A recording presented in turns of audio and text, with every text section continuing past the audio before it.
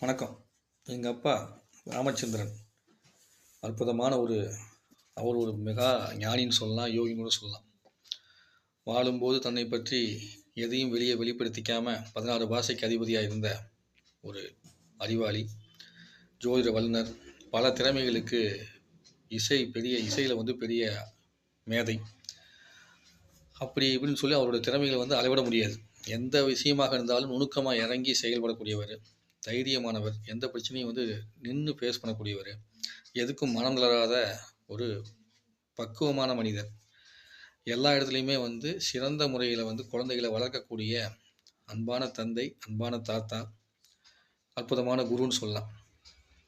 ஒரு மகனை எப்படி விட்டு கொடுத்து வளர்த்தா அவன் நல்லபடியாக வளருவான் அப்படிங்கிறதுக்கு உதாரணத்துக்கு எத்தனையோ தந்தைமார் இருப்பாங்க. அதில் என் தந்தையும் ஒருவர். ஏன்னா இந்த அடக்கத்தை கொடுத்ததே அவர் தான். என்ன சொல்லுவார்னா, எங்கள் அப்பா, நீ ஒரு குருவை பற்றி சொல்லும்போது இவர் சிறந்தவர், அவர் சிறந்தவர் சொல்கிற, ஒரு குருவை அளப்பதற்கு நீ யார்ரா?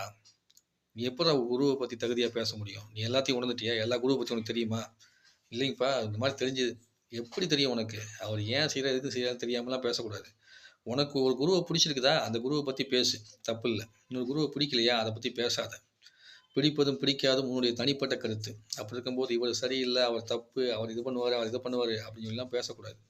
குருவை எடை போடுற அளவுக்கு பெரிய ஆளா நீயே அப்படின்னு கேட்பார். ஆமாங்கப்பான்னு சொல்லிட்டு அவர் சொன்ன உடனே புரிஞ்சுட்டு என்ன பண்ணேன், அதற்கப்புறம் அந்த மாதிரி பேசுவதை நிறுத்தி விட்டேன்.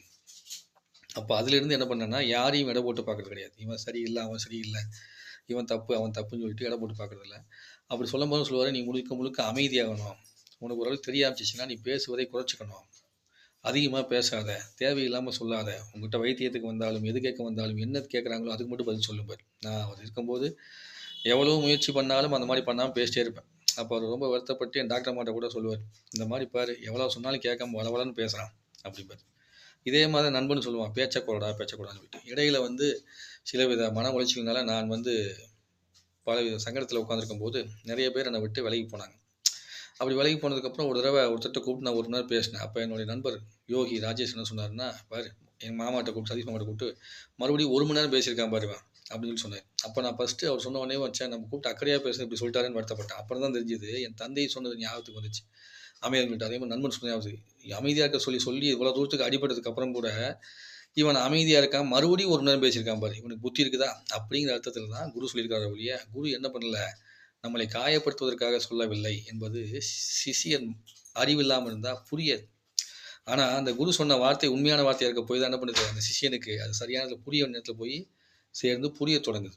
அப்பேற்பட்ட குரு கிடைக்கிறதுக்கெல்லாம் ரொம்ப புண்ணியம் பண்ணியிருக்கணும். அதனால் தந்தையே நம்ம